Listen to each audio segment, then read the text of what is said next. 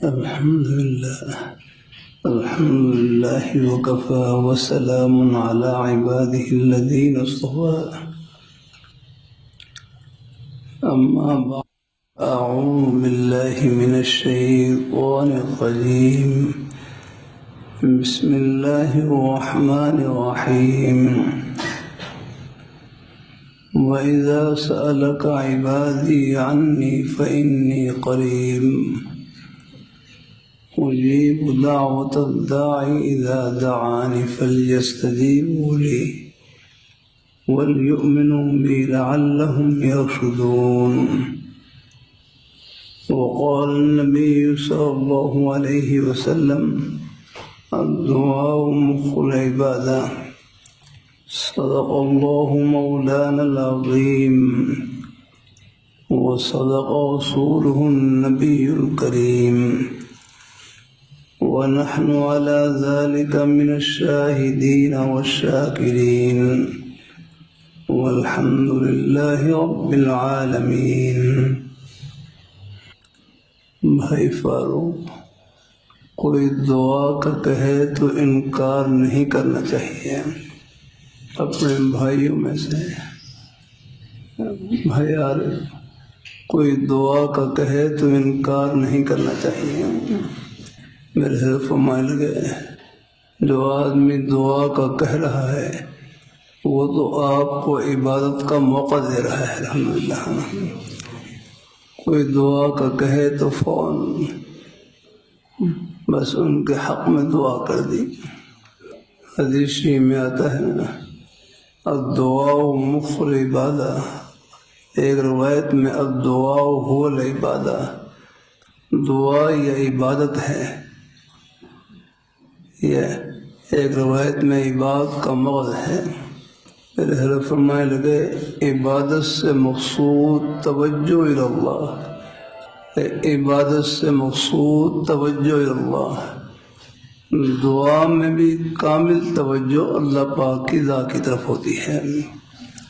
تو کوئی دعا کا کہے تو انکار نہیں کرنا چاہیے. کوئی اور حضرات موجود ہوں، بڑے حضرات موجود ہوں، ان کے احترام میں کہہ دیں کہ آپ دعا فرما لیں، میں آمین کہہ لوں گا، تو یہ آمین بھی خود دعا ہے. آمین، آمین کا معنی ہے استجب، بمعنی استجب کے ہے. آمین کا معنی استجب، یا اللہ تو اس دعا کو قبول فرما لے.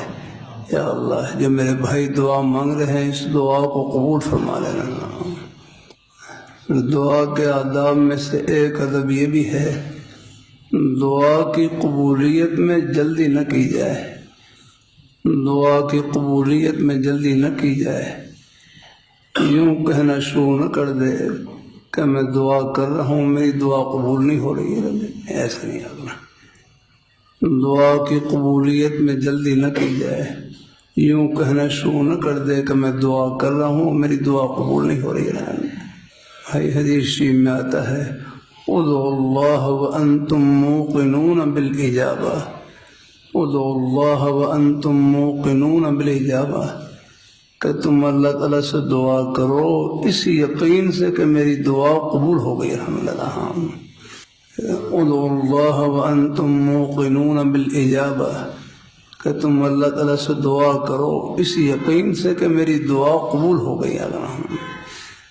باقی اللہ تعالیٰ کے نوازنے کے اپنے انداز ہیں. آپ یہ بھی دیکھیں ہم بن مانگے اللہ تعالیٰ کی نعمتوں کے سمندر میں ڈوبے ہوئے، کوئی مانگے کوئی جھولی خالی جائے گی، اللہ بھر کر دیں گے. اللہ تعالیٰ ان حسن الظن باللہ واجب، اللہ تعالیٰ پر نیک گمان رکھنا واجب ہے. اللہ اپنی مہربانی فرمائے، اللہ اپنی مہربانی فرمائے. بس میرے حضرت فرمائے لگے مومن کا کوئی حال نفع سے خالی نہیں ہے.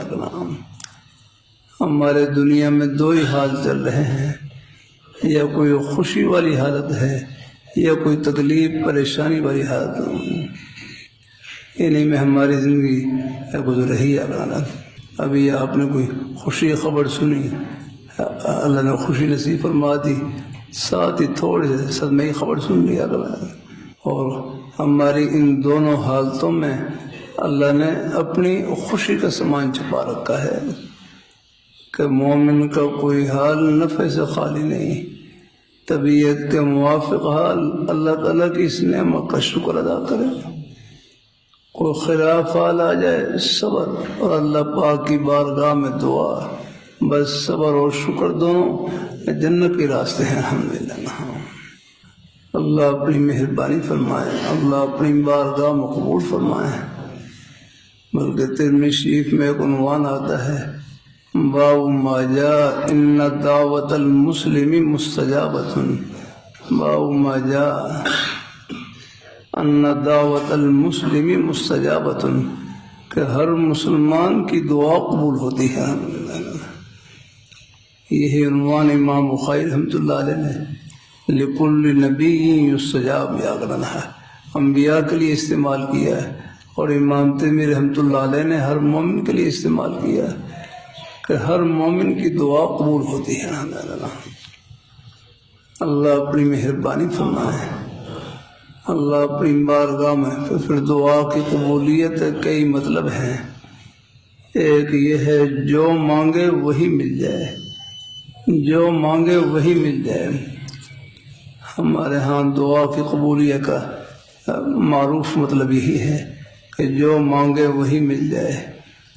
بیٹا مانگا بیٹا مل گیا، بیٹی مانگی بیٹی مل گئی، کوئی اور پریشانی کے دور ہونے کی دعا کی اللہ تعالیٰ نے دور فرما دیا اپنا، یہ بھی دعا کی قبولیت کا مطلب ہے۔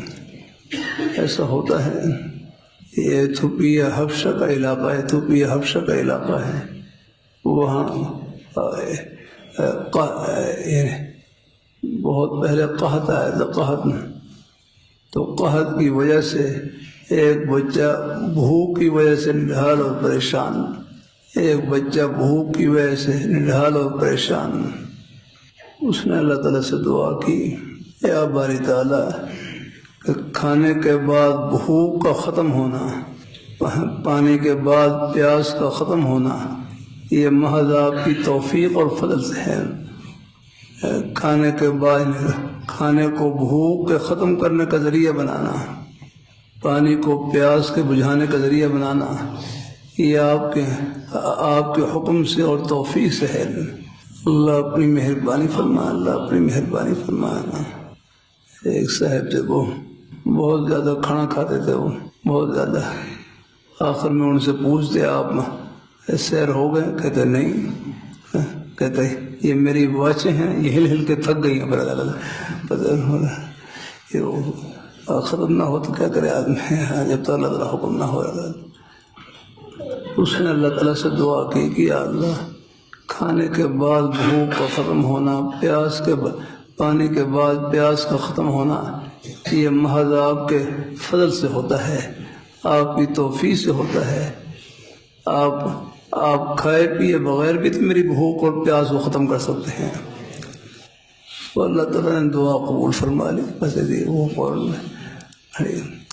اللہ نے قبول فرما لی، ان کی بھوک بھی ختم اور پیاس بھی ختم، یاد رہا، ان کی بھوک بھی ختم اور پیاس بھی ختم، بغیر کھائے پیے زندہ۔ پھر وہ حرم شریف میں وہاں پر اللہ نے پہنچا دیا، حرم شریف میں حج کے سفر میں یا عمرے کے سفر میں، حج کے سفر میں وہاں پہنچا دیا۔ تو وہاں عرب حضرات تو مہمان نواز ہیں، تو وہ کوئی بچے کے لیے کوئی کھانے کے لیے کوئی کھانے کے لیے پینے کے لیے کوئی جوس والا کوئی دیں، وہ اور جو کھائے وہ فوراً طے کر دیا کرنا، بغیر کھائے پیے زندہ رہا۔ اللہ اپنی مہربانی فرما، اللہ اپنی مہربانی فرما، اللہ تعالیٰ اپنی بارگاہ میں اللہ تعالیٰ قبول فرما، اللہ تعالیٰ۔ تو دعا کی قبولیت کا ایک مطلب یہ ہے جو مانگے وہی مل جائے، اور کبھی ایسا ہوتا ہے اللہ اس سے بہتر عطا فرما دیں۔ ایک مطلب میرے حضرت نے بیان فرمایا لگے جو مانگے وہ نہ ملے، اللہ اس سے بہتر عطا فرما دیں۔ جیسے ایک آدمی دعا کی یا اللہ مجھے 2 روٹی مل جائے، اللہ نے 2 رکعت نماز نفل پڑھنے کی توفیق عطا فرما دی، یہ 2 روٹیوں سے بڑھ کر الحمدللہ۔ اور کوئی نیکی کی توفیق عطا فرما دی اللہ تعالیٰ نے۔ تھوڑی سی توجہ کی برکت سے ہمارا ایک ایک سانس جنت کا سانس، ایک ایک قدم جنت کا قدم، ایک عمل جنت کا عمل اللہ اپنی بارگاہ میں قبول فرمائے۔ اور ایک مطلب حدیث میں یہ ہے، جو مانگے وہ نہ ملے، اس کے بدلے میں اللہ پاک کی ذات کو آئندہ آنے والی پریشانی ہے اللہ اس کو دور فرما دیں، جس کا ہمیں علم نہیں ہوتا۔ کوئی حادثہ پیش آنے والا تھا، کوئی اور پریشانی پیش آنے والی تھی، دعا کی برکت سے اللہ اس کو ٹال دیتے ہیں۔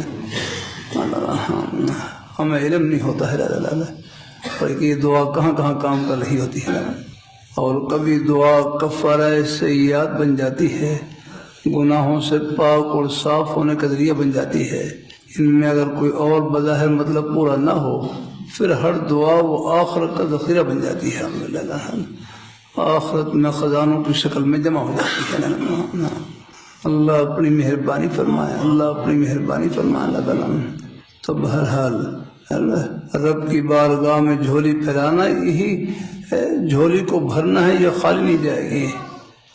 بلکہ ابو داؤد شریف میں حدیث شریف، ان ربکم حی کریم یستحی من عبدہ اذا رفع یدیہ الیہ ان یردہما صفرا یاد۔ ان ربکم حی کریم، کہ رب تعالیٰ بڑے کریم مہربان ہیں، حی حیادار لحاظ رکھنے والے، یستحی من عبدہ، رب تعالیٰ کو اپنے بندے سے حیا آتی ہے، جو ان کی شان شان ہے۔ رب تعالیٰ کو اپنے بندے سے حیا آتی ہے کہ بندہ ان کے سامنے جھولی پھیلائے اور پھر ان کی جھولی کو خالی لوٹائے، رب تعالیٰ کو اس سے حیا آتی ہے۔ اس حدیث کی روشنی میں یہ بھائی کہنے لگے، اللہ پاک کی بارگاہ میں جھولی پھیلانا یہی جھولی کو بھرنا ہے، یہ خالی نہیں جائے گی۔ اللہ تعالیٰ اپنی مہربانی فرمائے، اللہ اپنی بارگاہ میں قبول فرمائے۔ اللہ ہم سب کو اپنے ایمان پہ قائم رکھے، اپنے دین پہ قائم رکھے، نیک رستے پہ اللہ ہم سب کو لگائے رکھے۔ ہمارے بزرگوں میں ایک بزرگ گزرے، حضرت مولانا عبد الماجد دریا آبادی رحمہ اللہ تعالی، مولانا عبد الماجد دریا آبادی رحمہ اللہ تعالی، ایک مرتبہ حضرت حکیم الامت حضرت تھانوی رحمۃ اللہ علیہ کی خدمت میں خط لکھا کہ حضرت کہ میں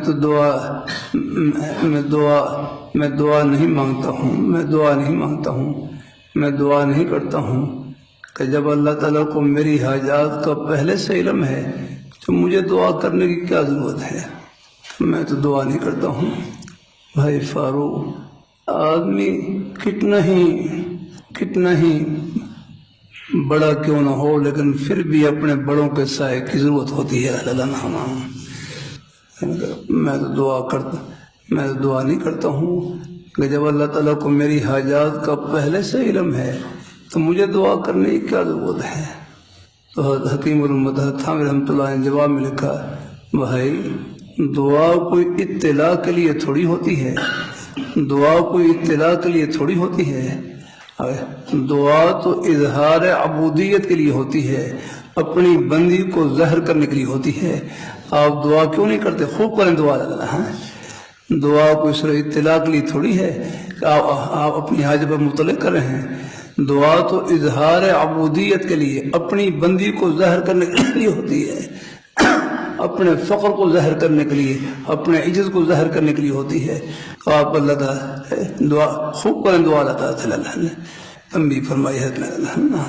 تو بہرحال ان کی بارگاہ میں جھولی پھیلانا یہی جھولی کو بھرنا ہے، یہ خالی نہیں جاتا ہے۔ اور کبھی مایوس نہ ہوں، حوصلے میں رہنا ہے۔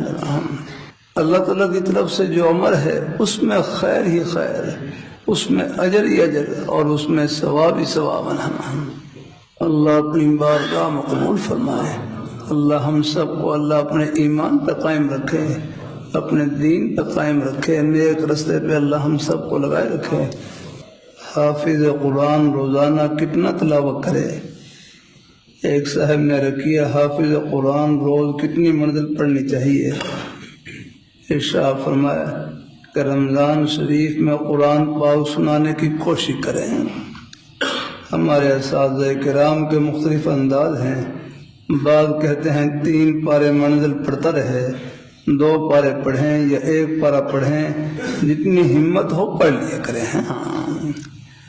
میرے والد صاحب کا قرآن پاک سے بہت لگاؤ تھا، میں نے پہلے بھی عرض کیا تھا۔ والد صاحب رحمہ اللہ تعالی قرآن پاک کے بڑے پکے حافظ تھے۔ میں نے پوری زندگی سوائے 1 مرتبہ کہ ان کو ناظرہ قرآن پاک پڑھتے نہیں دیکھا، ہمیشہ زبانی پڑھتے تھے۔ اپنے بچوں کو ناظرہ قرآن پاک تو سب کو پڑھائیں، الحمدللہ پڑھاتے ہیں، اللہ کا شکر الحمدللہ۔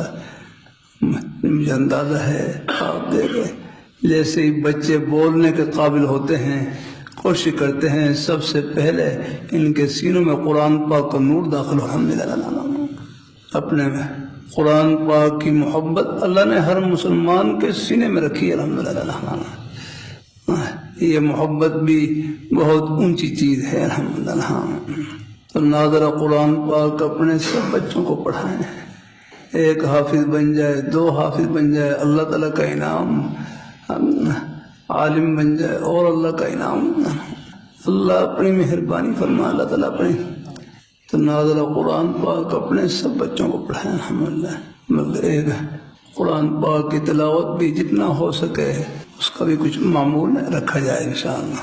بلکہ ابو داؤد شریف میں روایت گزری جو روز 10 آیتیں بھی پڑھ لے وہ غافلین میں شمار نہیں ہوگا، جو روز 10 آیتیں بھی پڑھ لے وہ غافلین میں شمار نہیں ہوگا۔ باقی جتنی ہمت ہو، جو حافظ قرآن ہیں وہ تو رمضان میں سنانے کی کوشش کریں۔ بعض بچے ہیں ان کی منزل کمزور ہو جاتی ہے، ان سے فرار کیا جاتا ہے۔ ایک کہ تلاوت کی نیت سے تو جتنا ہو سکے پڑھ لیا کریں، یاد کرنے کی نیت سے 1-2 منزل کچی ہو گئی ہے، 1 رکوع 2 رکوع 3 رکوع جتنا ہو سکے یاد کرنے کی نیت سے پڑھتے رہے اور تلاوت کی نیت سے زیادہ پڑھتے رہے۔ تو اللہ اس نیت سے قرآن پاک سے تعلق رکھیں گے اور یاد کرنے کا تعلق رکھیں گے تو اللہ تعالیٰ انشاءاللہ قرآن پاک یاد کرنے والوں میں اٹھائیں گے انشاءاللہ، الحمدللہ۔ اور بچے ہیں کہتے ہیں ہماری منزل کمزور ہے، بھائی ان سے یہ کیا جاتا ہے کہ آپ یاد کرنے کی نیت سے پڑھتے رہے، بس یاد کرنے کی نیت سے پڑھتے رہے، 1 رکوع 2 رکوع 3 رکوع جتنا ہو سکے اپنا وقت مقرر کر کے اور باقی تلاوت کی نیت سے زیادہ پڑھتے رہے، اور ہو سکے رمضان میں جتنا یاد ہو جائے اتنا سنانے کی کوشش کریں، الحمدللہ تراویح میں سنانے کی کوشش کریں۔ انشاءاللہ اللہ تعالیٰ کی رحمت سے امید ہے کہ انشاءاللہ اللہ یاد کرنے والوں میں اٹھائیں گے، اللہ تعالیٰ اللہ اپنی بارگاہ میں قبول فرمائے، اللہ اپنی بارگاہ میں قبول فرمائے۔ اللہ ہم سب کو اللہ اپنے ایمان پہ قائم رکھے، اللہ اپنے دین پہ قائم۔ قرآن پاک ہے نا، کلام اللہ ہے، قرآن پاک کلام اللہ، اللہ تعالیٰ کی ذات سے نکلی ہوئی کلام ہے۔ قرآن پاک کلام اللہ ہے، اللہ تعالیٰ کی ذات سے نکلی ہوئی کلام ہے۔ قرآن پاک میں اللہ میاں خود بول رہے ہیں قرآن پاک میں، بلکہ حکیم الامت تھانوی رحمۃ اللہ نے لکھا ہے کہ جب آپ قرآن پاک کی تلاوت کرتے ہیں تو آپ کے منہ کی مثال مائک کی طرح ہو جاتی ہے، مائک کی طرح۔ اب آپ دیکھ لیں یہ مائک خود نہیں بول رہا ہے، اس میں بولنے والے کی آواز جا رہی ہے مائک کی طرح۔ اور جب آپ قرآن پاک کی تلاوت کر رہے ہوتے ہیں تو گویا کہ قرآن آپ کے منہ میں خود اللہ میاں بول رہے ہوتے ہیں، ان کا کلام ہے۔ جب تو قرآن پاک کی تلاوت کرتے ہیں تو آپ کے منہ کی مثال مائک کی طرح آگے، جیسے مائک کی اپنی آواز نہیں بولنے والے کی آواز ہے، ایسے جب آپ قرآن پاک کی تلاوت کر رہے ہوتے ہیں تو گویا کہ آپ کے منہ کی مثال مائک کی طرح ہو جاتی ہے۔ اس مائک کے ذریعے اس مائک میں گویا کہ اللہ میاں خود بول رہے ہیں اللہ اپنی مہربانی فرمائے۔ اور یہ جملہ کرتا رہتا ہوں، خدا وہ ہے جو کہے وہ کر کے دکھلائے، خدا وہ ہے جو کہے وہ کر کے دکھلائے۔ قرآن پاک کلام اللہ ہے، اللہ تعالیٰ کی ذات سے نکلی ہوئی کلام ہے۔ قرآن پاک میں اللہ میاں خود بول رہے ہیں، اور قرآن پاک میں اللہ تعالیٰ کے وہ وعدے جو دنیا کی نعمتوں کے متعلق ہیں وہ ہو بہو ہم اپنی آنکھوں سے پورا ہوتا ہوا دیکھ رہے ہیں۔ اور قرآن پاک کی آیت ہے اِنَّا نَحْنُ نَزَّلْنَا الذِّكْرَ وَإِنَّا لَهُ لَحَافِظُونَ۔ اِنَّا نَحْنُ نَزَّلْنَا الذِّكْرَ، بے شک اس ذکر کو، نصیحت والی کتاب کو ہم نے نازل کیا۔ قرآن پاک کا ایک نام ذکر بھی ہے، ھذا ذکر مبارک، یاد رکھنا۔ اِنَّا نَحْنُ نَزَّلْنَا الذِّكْرَ، بے شک اس ذکر کو، نصیحت والی کتاب کو ہم نے نازل کیا ہے، اور ہم خود ہی اس کے محافظ ہیں، ہم خود ہی اس کے محافظ ہیں۔ اور آج دیکھ لیں اللہ تعالیٰ کی حفاظت کا یہ وعدہ پورا ہوتا ہوا ہم اپنی آنکھوں سے دیکھ رہے ہیں۔ سبحان اللہ۔ میرا ازبکستان جانا ہوا، ازبکستان یہاں سے 2 گھنٹے کی فلائٹ ہے تاشکند کی۔ وہاں تاشکند میں ظہر کی نماز پڑھی۔ ظہر کی نماز کے بعد ہمارے رہبر فرمانے لگے یہاں پیچھے ایک میوزیم ہے، وہاں پر قرآن پاک کا وہ عظیم نسخہ رکھا ہوا ہے کہ جس کی تلاوت کرتے ہوئے حضرت عثمان غنی ذی النورین رضی اللہ تعالیٰ عنہ شہید ہوئے۔ ہم نماز پڑھنے کے بعد فوراً چلے، بس یعنی چند منٹ چلنے کے بعد اللہ تعالیٰ نے میوزیم میں پہنچا دیا۔ جب اندر داخل ہوئے تو اللہ نے قرآن پاک کے اس مبارک عظیم نسخے کی زیارت سے اللہ نے آنکھیں ٹھنڈے کرنے کی توفیق عطا فرمائی، جس کی تلاوت کرتے ہوئے حضرت عثمان غنی ذی النورین رضی اللہ تعالیٰ عنہ شہید ہوئے۔ اتنا پھیلاؤ تھا، اتنا بڑا پھیلاؤ اس کا ہے نا، پھیلاؤ کافی۔ وہ ہرن کی جھلی پر لکھا ہوا ہے، ہرن کی جھلی کے اوپر قرآن پاک وہ لکھا ہوا، کستوری سے لکھا ہوا قرآن پاک، اتنا اس کا پھیلاؤ رہا ہے۔ اور وہ جو حصہ کھلا ہوا تو اس میں یہ آیتیں نظر آ رہی تھی، وَنَادَى أَصْحَابُ الْجَنَّةِ أَصْحَابَ النَّارِ أَنْ قَدْ وَجَدْنَا مَا وَعَدَنَا رَبُّنَا حَقًّا وَنَادَى أَصْحَابُ الْجَنَّةِ أَصْحَابَ النَّارِ أَنْ قَدْ وَجَدْنَا مَا وَعَدَنَا رَبُّنَا حَقًّا۔ یا رکھنا تو آپ دیکھ لیں 1400 سال پہلے قرآن پاک جس مبارک حالت میں نازل ہوا، 14 سال گزرنے کے بعد ایک حرف کا، ایک ذرے کا، ایک حرف کا اس میں فرق نہیں آگا۔ یہ اللہ تعالیٰ کی غیبی حفاظت ہے۔ الحمدللہ اللہ تعالیٰ اپنی مہربانی فرمائے، اللہ تعالیٰ اپنی مہربانی فرمائے، اللہ اپنی بارگاہ میں قبول فرمائے۔ تو اللہ تعالیٰ کے وہ وعدے جو دنیا کی نعمتوں کے متعلق ہیں وہ ہو بہو ہم اپنی آنکھوں سے پورا ہوتا ہوا دیکھ رہے ہیں۔ اِنَّا نَحْنُ نَزَّلْنَا الذِّكْرَ، بے شک ذکر کو، نصیحت والی کتاب کو ہم نے نازل کیا اور ہم خود ہی اس کے محافظ ہیں۔ اللہ اپنی مہربانی فرمائے، اللہ اپنی بارگاہ میں قبول فرمائے۔ دیکھو ہماری زندگی کے مختلف ضرورتیں ہیں، شعبے ہیں، الحمدللہ۔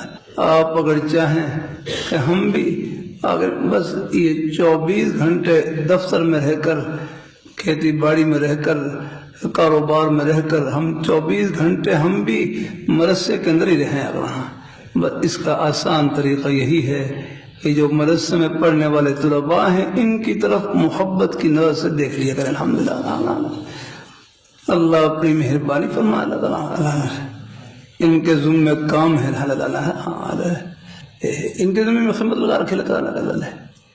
لوگ پیاسے ہیں نہیں، جیسے ہم ڈاکٹر ہیں ان کے ذمہ خدمت ہے، انجینئر ہیں ان کے ذمہ خدمت ہے، اللہ لگا رکھی، خوب محنت سے پڑھیں، وہ اپنے فن میں خوب کمال حاصل کریں۔